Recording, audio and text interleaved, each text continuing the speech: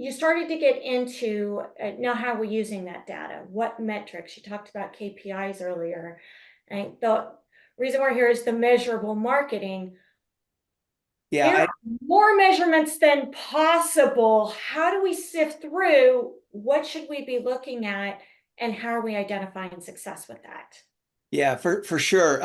You reminded me of something I want to say that it may be the experience of many people on this call, and that is we've all been wooed by the promise of CRM, Salesforce in particular, and I think we've all experienced too by this point that that's no panacea. In fact, Salesforce is so tough, you have to actually have a Salesforce expert on staff frequently, right? And so what I find fascinating and frustrating about that is that there's more data than ever, but it's locked up somehow, or it gets lost in there. And believe me, I've spent hours building reports and working with Salesforce experts to build reports.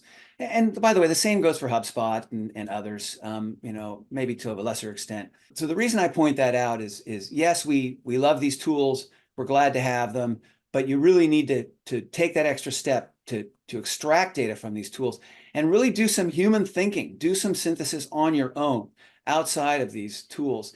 There's just no substitute for it. And yes, AI can be a help these days. This is not a discussion about AI. That's a whole topic unto itself. I'm thrilled that we have AI, and I think there's a role, an increasing role for AI. But at some point, you need to take a step back as a human and ask yourself, all right, what does this mean for us in the context of what we're trying to achieve? And you can't get that readily out of just looking at a dashboard. But what you can get are things like, where's our traffic coming from? What are our landing page conversions and conversion rate? What's our cost per lead? What's our rate of conversion from MQL to SQL? Again, SQL to customer. My favorite, what's our lifetime customer value? What customers are the most valuable? I love splitting customers into tranches, right? And looking at understanding, gee, these customers really seem to be our most valuable. Why? Right? Are they the most emotionally committed?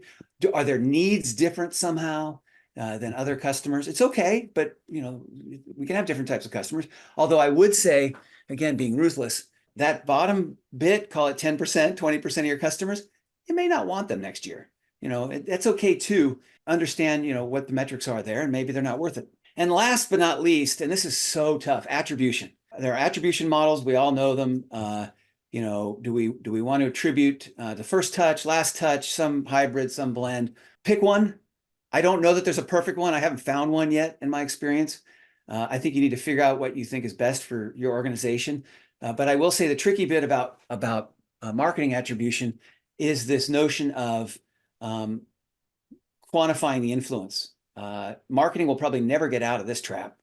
That is that we know we have multiple interactions. We know that many of the things that we do as marketers are affecting the relationship, especially with pre-sale prospects and to a large extent post-sale with our interactions, but we can't always measure them.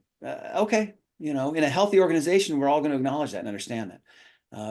But in an organization that's perhaps scrutinizing marketing, really focusing on your attribution and lead scoring can be a big help there. So use a lead scoring methodology that assigns points to different interactions. Make sure those points make sense.